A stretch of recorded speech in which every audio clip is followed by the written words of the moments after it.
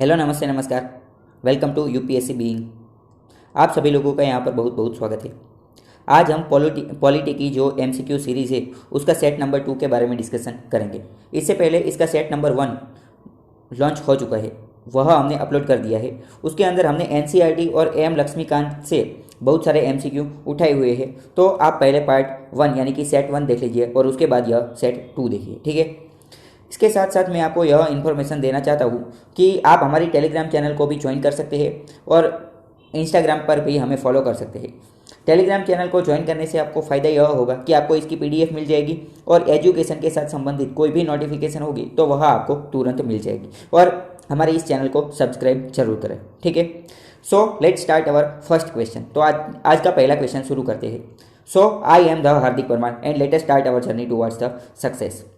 सबसे पहला क्वेश्चन है, right to be defended by a lawyer is, यानी कि अगर हमने कोई गुनाह किया है या फिर अगर किसी व्यक्ति ने कोई क्राइम किया है, अगर कोई गुनाह किया है तो वह अपना लॉयर रख सकता है, यानी कि अपना वकील रख सकता है। तो वकील रखने का जो राइट है, वकील रखने का जो अधिकार है, वह कौन सा अधिकार है यह हमें बताना है कि क्या वह कॉन्स्टिट्यूशनल राइट है यानी कि बंधारणीय यानी कि संवैधानिक अधिकार है, या फिर फंडामेंटल राइट यानी कि मूलभूत अधिकार है, या फिर नेचुरल राइट है, या फिर लीगल राइट है। तो हमें यह बताना है कि right to defend by lawyer के द्वारा वकील को रखने का जो अधिकार है वह कौन सा अधिकार है। तो अधिकतर लोगों को तो पता ही होगा। तो यह एक बहुत ही सिंपल सा क्वेश्चन था। इसका आंसर है फंडामेंटल राइट। जो वकील को रखने का अधिकार जो है वह फंडामेंटल राइट है, क्योंकि फंडामेंटल राइट जो है वह भारतीय संविधान, भारत का जो संविधान है उसके पार्ट 3 में दिए गए हैं, पार्ट 3 में। और आर्टिकल 12 to 35, 12 से 35 तक का जो आर्टिकल है उसमें दिए गए हैं। यह आपको पता होना चाहिए। फंडामेंटल राइट जो है, अगर किसी भी भारत का कोई भी नागरिक है उसके फंडामेंटल राइट का हनन हो रहा है तो वह डायरेक्टली ही सुप्रीम कोर्ट में जा सकता है और सुप्रीम कोर्ट में जाकर बोल सकता है कि मेरे यह फंडामेंटल राइट का हनन हो रहा है। तो सुप्रीम कोर्ट उस हनन को दूर करने का प्रयास करेगी आर्टिकल 32 के अंतर्गत। तो यह भी एक फंडामेंटल राइट है।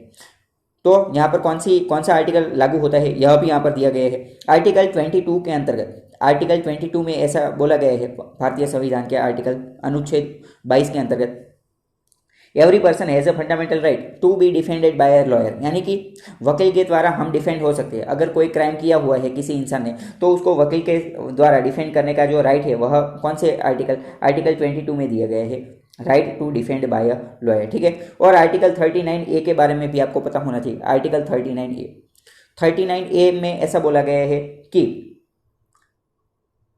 Duty upon the state to provide a lawyer to any citizen who is unable to engage one due to poverty and और अदर डिसेबिलिटी, यानी कि 39A में ऐसा दिया गया है राइट टू लीगल एक्टिविटी, यानी कि अगर कोई इंसान है वह अपना वकील नहीं रख सकता है, वह अपना लॉयर नहीं रख सकता है बिकॉज ऑफ पॉवर्टी, अगर वह बहुत ज़्यादा गरीब है या फिर डिसेबल है। तो सरकार, राज्य सरकार जो है, यहाँ पर बताया गया है स्टेट टू प्रोवाइड, तो राज्य सरकार जो है वह उसका लॉयर को रखने का जो प्रबंध है वह राज्य सरकार करेगी। तो 39A में क्या बोला गया है, फ्री एंड लीगल एड, किसी को अगर लीगल एड चाहिए, कायदे के संबंधित कोई इंफॉर्मेशन चाहिए तो लीगल एड का प्रावधान कहाँ पर दिया गया है, 39A के अंतर्गत दिया गया है। 39A जो है वह डीपीएसपी के अंतर्गत आता है। डीपीएसपी यानी कि directive principles of state policy, यानी कि राज्य नीति के मार्गदर्शक सिद्धांत। इसको ये बारे में भी आपको पता होना चाहिए। तीसरे नंबर का क्वेश्चन देखते हैं। रूल ऑफ लॉ मीन्स, यानी कि रूल ऑफ जो है उसका मतलब क्या है, कायदे का जो नियम है, कायदे का लॉ यानी कि कायदा और रूल यानी कि नियम। तो जो कायदे का नियम है उसको क्या बोलते हैं, everyone is equal before the law of the land, यानी कि सभी लोग जो है वह लॉ के सामने इक्वल है, सभी लोग लॉ के सामने क्या है, एक समान है। क्या यह बात सही है? दूसरा देखते, all laws apply equally to all citizens of India, जितने भी कानून है भारत देश के अंदर, जितने भी कानून है वह सभी नागरिक के ऊपर एक समान रूप से लागू होते हैं। सभी कानून जो है वह सभी नागरिक को एक समान रूप से लागू होते हैं। और तीसरा statement, no one is above law, यानी कि कोई भी इंसान वह कानून से ऊपर नहीं है, सर्वोच्च क्या है, कानून। तो स्टेटमेंट कौन सी सही हो जाएगी, तो इसका आंसर होगा डी, इसका आंसर डी, यानी कि तीनों की तीनों सेंटेंस जो है वह सही है। तीनों की तीनों सेंटेंस क्या है, सही। एवरीवन इज इक्वल बिफोर, सभी लोग कानून के सामने समान है, तो सही बात है। All law apply equally to the all citizen of India, सभी नागरिकों को एक समान कानून के तहत एक समान ट्रीट किया जाता है, सही बात है। No one is above the law, यानी कि कोई भी इंसान कानून के ऊपर नहीं है। तीसरा क्वेश्चन देखते हैं, यहाँ पर एक्सप्लेनेशन भी दी गई है। All the three statements are rule of law के बारे में सही है। वी हैव डेलिबरेटेड, यहाँ पर यह बात बताने की हमने कोशिश की है कि यह एक बहुत ही इंपॉर्टेंट कॉन्सेप्ट है, रूल ऑफ लॉ। तो इसके लिए इसीलिए हमने इसका स्क्रीनशॉट नहीं भेजा है, रखा है। तो आप जो एनसीईआरटी की बुक है वहाँ पर जाके इस कॉन्सेप्ट को पढ़े, क्योंकि यह प्रीलिम्स और मेंस के लिए बहुत ही इंपॉर्टेंट टॉपिक है। तो आप रूल ऑफ लॉ के बारे में अच्छी तरीके से जानें, ठीक है, इसीलिए आप बुक में जाकर उसे पढ़ें। आगे का क्वेश्चन देखते हैं। The Supreme Court laid down D K Basu guidelines in the context of, यानी कि जो डीके बसु गाइडलाइंस है, डीके बसु गाइडलाइंस वह किसके साथ संबंधित है?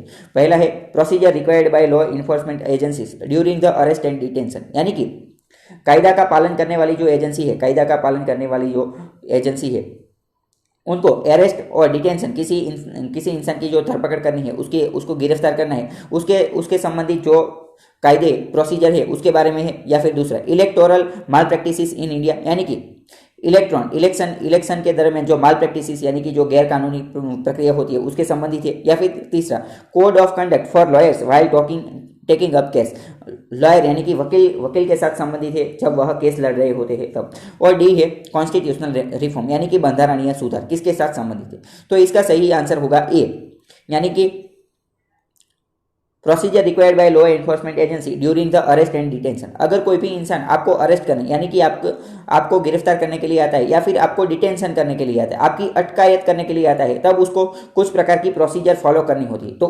वह सभी प्रोसीजर जो है वह डीके बसु गाइडलाइन में दी गई है। कौन कौन सी प्रोसीजर है वह यहाँ पर हम थोड़ी इन्फॉर्मेशन ले लेते हैं। द पुलिस ऑफिशियल, जब भी जनरली तो पुलिस ही गिरफ्तार करने के लिए आती है, ठीक है। तो द पुलिस ऑफिशियल वो कैरी आउट अरेस्ट और इंटेरोगेशन यानी कि पूछताछ करने के लिए अगर कोई आता है तो उसको पहनना वो clear accurate and visible identification and name tag with his designation.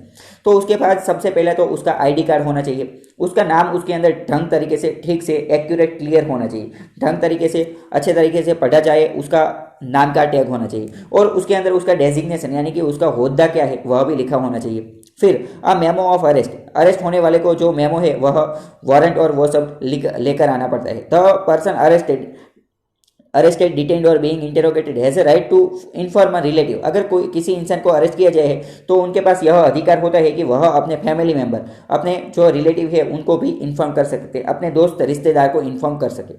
When a friend और रिलेटिव लिव्स आउटसाइड, अगर कोई उसका दोस्त और रिश्तेदार उस शहर के बाहर रह रहा है उस समय के दौरान, तो place of arrest the venue of custody must be notified by police with in 8 to 12 hours after arrest. तो तब पुलिस की यह जिम्मेदारी होती है तो कि उसके दोस्त या जो रिश्तेदार है उसको 8 से लेकर 12 घंटे के अंदर यह इंफॉर्मेशन दे कि उनकी धरपकड़, उनका जो दोस्त या रिश्तेदार है उनकी धरपकड़ हुई है। चौथा क्वेश्चन देखते हैं। Under the schedule tribe and other traditional forest dwellers regulation recognisation of forest act 2006 वो shall be the authority to initiate the process for determining, यानी कि जो फॉरेस्ट एक्ट 2006 है, forest act 2006, forest dweller, forest यानी कि जंगल और dweller यानी कि रहवासी, जंगल में रहने वाले जंगल के रहवासी लोग हैं उनके संबंधित फॉरेस्ट ट्राइब का जो एक्ट है वह इनमें से किसको यह अधिकार देता है, यह फॉरेस्ट राइट का अधिकार किसको देता है? तो ऑप्शन दिए गए स्टेट फॉरेस्ट डिपार्टमेंट, राज्य का जो जंगल विभाग है उसको देता है, या फिर डिस्ट्रिक्ट कलेक्टर या फिर डेप्यूटी कमिश्नर उसको यह देता है अधिकार, तहसीलदार, ब्लॉक डेवलपमेंट ऑफिसर या फिर मंडई रेवेन्यू ऑफिसर उसको देते हैं, या फिर ग्राम सभा। तो इसका सही आंसर होगा यह सभी अधिकार किसको, ग्राम सभा को दिया जाता है। फॉरेस्ट ड्वेलर एक्ट 2006 के अंतर्गत जो अधिकार दिए जाते हैं वह ग्राम सभा को दिए जाते हैं, यह आपको पता होना चाहिए। और यह जो क्वेश्चन है वह 2030 प्रीलिम्स एग्जाम में पूछा गया है, तो आपको यह बहुत ही अच्छी तरीके से पता होना चाहिए।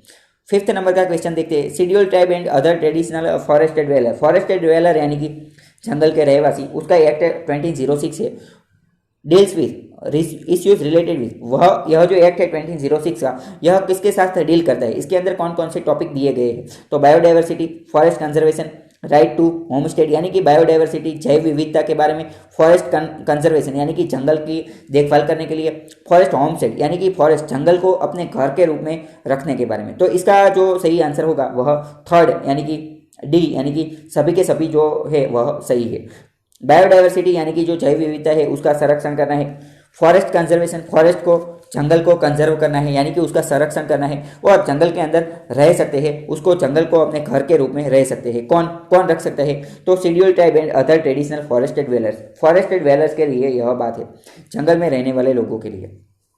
ठीक है, यहाँ पर बताया गया है सभी कि the right of forest dweller including conservation of forest and biodiversity. तो यह इसका आंसर है।